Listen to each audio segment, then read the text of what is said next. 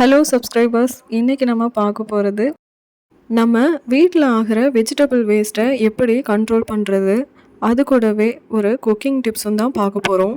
நம்ம கொத்தமல்லி, கருவேப்பிலை, புதினாலாம் ஸ்டோரேஜ் பண்ணி வைக்கும்போது சீக்கிரமாகவே அழுகிடும் ஃப்ரிட்ஜில் வச்சாலும் கூட. அது எப்படி வேஸ்டேஜ் ஆகாமல் வைக்கிறதுன்னு இந்த வீடியோவில் பார்க்கலாம். எப்போதுமே கொத்தமல்லியை ஸ்டோரேஜ் பண்ணி வைக்கும்போது முடிஞ்ச அளவுக்கு எவ்வளோ கட் பண்ண முடியுமோ அவ்வளோ தண்டை கட் பண்ணிவிடுங்க. அந்த தண்டை வேஸ்ட் பண்ண வேண்டாம். புதினா, கொத்தமல்லி, கருவேப்பிலெல்லாம் போட்டு அரைக்கிற துவையல் ரொம்பவே நல்லாயிருக்கும். ஸோ அந்த மாதிரி நம்ம துவையல் ரெடி பண்ணிடலாம். நம்மளோட சேனல்லையே 2 டேஸில் அப்லோட் ஆகிடும். நீங்கள் அதை செக் பண்ணி பாருங்கள். நான் இதில் யூஸ் பண்ணியிருக்கிற பேப்பர் இருக்குல்ல, அது நமக்கு அமேசான், ஃப்ளிப்கார்ட்லலாம் நமக்கு கொரியர் வரும்போது வர கவரை தான் நான் கட் பண்ணி யூஸ் பண்ணியிருக்கிறேன். இதுக்கு நியூஸ் பேப்பரை யூஸ் பண்ண வேண்டாம். நியூஸ் பேப்பரில் இருக்கிற பிரிண்டிங் அந்த இலை கூட ஒட்டி நம்ம உடம்புக்கு போகிறது நல்லதில்லை. அதனால் முடிஞ்ச வரைக்கும் ஒயிட் டிஷ்யூ பேப்பரோ இல்லை இதே மாதிரி பேப்பரையோ யூஸ் பண்ணுங்கள். டிஷ்யூ பேப்பர் யூஸ் பண்ணுறதை விடவும் இந்த மாதிரி பேப்பர் எனக்கு யூஸ் பண்ண ஆரம்பித்ததுக்கு அப்புறமேலுக்கு நல்லாவே லைஃப் வந்தது இலைங்களுக்கெலாம். அதனால தான் நான் இந்த மாதிரி யூஸ் பண்ணியிருக்கேன். டிஷ்யூ தான் நான் ஆல்ரெடி யூஸ் பண்ணுவேன், பட் அந்தளவுக்கு எனக்கு சாட்டிஸ்ஃபையாக இல்லை. பச்சை மிளகாலாம் ஸ்டோர் பண்ணி வைப்போம்ல, அப்போது காம்பெல்லாம் கிள்ளிட்டு மிளகாவை மட்டும் ஸ்டோர் பண்ணி வைக்கும்போது 1 to 2 வீக்ஸ் வரைக்கும் வரும். ஸோ அந்த மாதிரி ஸ்டோரேஜ் பண்ணி வைங்க. இஞ்சிலாம் நம்ம வாங்கிட்டு வரும்போது மண்ணோடு இருக்கும். அந்த மாதிரி இருக்கிறதெல்லாம் கழுவிட்டு அதுக்கப்புறமேலுக்கு காய வச்சு வைங்க. அப்படியே வச்சிங்கன்னா ஈரத்தோட அதில் ஃபங்கஸ் வந்த மாதிரியும் ஆகிடுது. அதனால் நல்லா காய வச்சுட்டு அப்புறமேலுக்கு இஞ்சி ஸ்டோர் பண்ணி வைங்க. அது வரைக்கும் வெளியவே இருக்கட்டும். ஃப்ரூட்ஸு வீட்டில் தீர்ந்து போச்சு.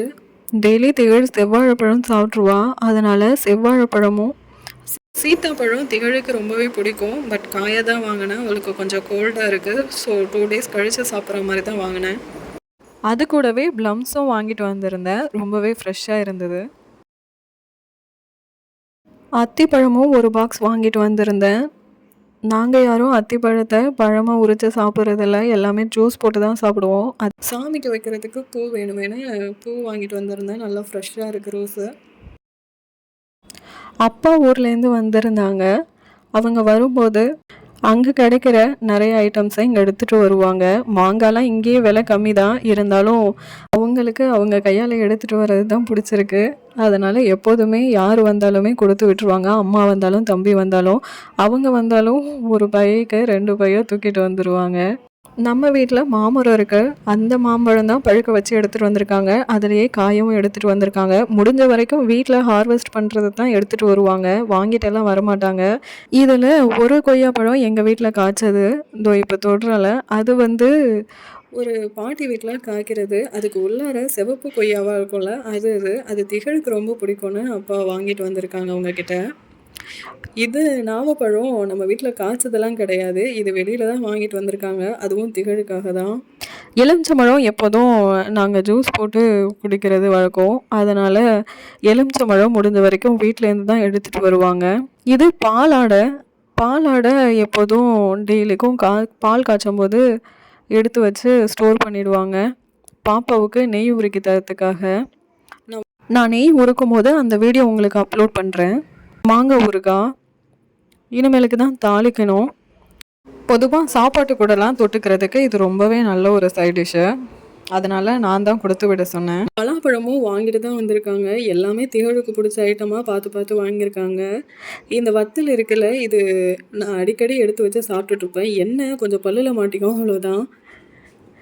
கல்லை நான் தான் வீட்டிலேருந்து எடுத்துகிட்டு வர சொன்னேன். இங்கே வாங்குறது ரொம்ப சின்னதாகவும் இருக்குது, சில டைமில் கசக்கவும் செய்யுது. அதனால் எனக்கு பிடிக்கிறதில்ல. நான் தான் வீட்டிலேருந்து எடுத்துகிட்டு வர சொன்னேன், கடல சட்னி வைக்கிறதுக்கெலாம் யூஸ் ஆகுமேனு. வெள்ளை பாகுல செய்கிற கொழுக்கட்டை தான் நான் இப்போ செஞ்சிட்ருக்கேன். இந்த மாதிரி அச்சு எடுத்துக்கிட்டிங்கன்னா கொழுக்கட்டை சைஸ் வரதுக்கு ரொம்பவே சூட்டபுளாக இருக்கும். பச்சரிசி மாவில் கொஞ்சமாக உப்பு போட்டுட்டு நல்லா பிசைஞ்சுக்கோங்க. நம்ம ரொம்ப ஸ்ட்ரெயின் பண்ணிடலாம் புழிய தேவையில்லை. ரொம்ப ஈஸியாகவே இதில் புழிஞ்சிடலாம்.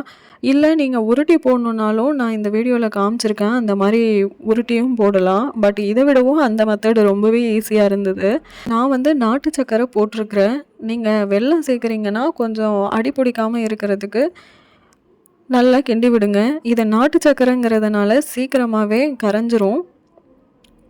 அது கூடவே ஏலக்காவை ஒரு 2 தட்டி போட்டுக்கிட்டேன். இது திகழ் ரொம்பவே விரும்பி சாப்பிட்டா. எனக்கு ரொம்ப விரும்பி சாப்பிடுவானே எனக்கு தெரியல. பட் ரொம்ப விரும்பி சாப்பிட்டுட்டா. அதனால தான் சரி பசங்களுக்கெலாம் ரொம்ப பிடிக்குமேன்ட்டு இந்த ரெசிபியை ஷேர் பண்ணியிருக்கிறேன். நான்வெஜ்ஜுக்கு எல்லாத்துக்குமே இல்லை நான்வெஜ் ஸ்டைலில் செய்கிற வெஜ்ஜு எல்லாத்துக்குமே ஏலக்காவை மெயினாக சேர்த்துக்கோங்க. ஏலக்காய் சேர்த்துக்கிட்டா அதோட டேஸ்ட்டு ரொம்பவே நல்லா இருக்குது. அதுவும் இல்லாமல் அதோட ஃப்ளேவர் ரொம்பவே ஒரு நல்ல ஃப்ளேவராக இருக்கும். பிரியாணிலலாம் இந்த ஃப்ளேவர் தான் ரொம்ப அதிகமாக இருக்கும். நான் இன்றைக்கி மஷ்ரூம் பிரியாணி தான் செஞ்சேன். சரி உங்களுக்கு இந்த டிப்ஸு ரொம்ப யூஸ்ஃபுல்லாக இருக்குமேனு ஷேர் பண்ணியிருக்கேன். மஷ்ரூம்க்கு நம்ம எப்போதும் ரொம்ப சின்ன சின்னதாக கட் பண்ணிட வேண்டாம். அதே மாதிரி கட் பண்ணதுக்கு அப்புறமேலுக்கு தண்ணியில் ஒரு எலுமிச்சம்பழத்தை புழிஞ்சு அது கூட மஷ்ரூமை போட்டு எடுத்து வச்சோம்னா வெள்ளையாகவே இருக்கும் மஷ்ரூமு. ரொம்ப கருப்பாகாது. எப்போதும் வெந்துடுச்சுன்னா ரொம்ப கருப்பாயிடும். அந்த மாதிரி ஆகாமல் இருக்கும். நம்ம ஷாப்ஸ்லலாம் பிரியாணி வாங்கும்போது ஒரு ஃப்ளேவர் இருக்கும். பட் வீட்டில் செஞ்சோம்னா ரொம்ப அந்த ஃப்ளேவர் இருக்காது. மசாலாவோட ஸ்மெல் தான் ஹெவியாக இருக்கும். ஷாப்ஸ்லலாம் பிரியாணிக்குனே ஒரு ஃப்ளேவர் தர எசல்ஸ் ஒன்று ஆட் பண்ணுவாங்க. அதுதான் இந்த எசல்ஸு. இதை நம்ம ஒரு ரொம்பலாம் யூஸ் பண்ணக்கூடாது. ஒரு 2 to 3 ட்ராப்ஸ் மட்டும்தான். அப்படி யூஸ் பண்ணும்போது வீட்லேயும் நம்ம கடையில் கிடைக்கிற மாதிரியே அந்த ஃப்ளேவரோட பிரியாணி நம்ம செஞ்சிடலாம். குக்கரில் எப்போதுமே மூடி வச்சுட்டு கொஞ்ச நேரம் வெயிட் பண்ணுங்கள். இந்த மாதிரி காற்று வருதான்னு பாருங்கள். அதுக்கப்புறமேலுக்கு வெயிட்டை போடுங்க. சில டைம் அடைச்சிருந்ததுன்னா அதில் ஏரே வராது. ஃபோக் ஸ்பூனை வச்சு இந்த மாதிரி கிளறி கொடுக்கும்போது அரிசி உடையாமல் இருக்கும். ஸோ எப்போதும் இதே டிப்ஸை ஃபாலோ பண்ணுங்கள். நம்ம சேனலை இன்னும் நீங்கள் சப்ஸ்கிரைப் பண்ணலன்னா சப்ஸ்கிரைப் பண்ணிவிட்டு பெல் ஐக்கானையும் கிளிக் பண்ணிவிடுங்க. பாய்.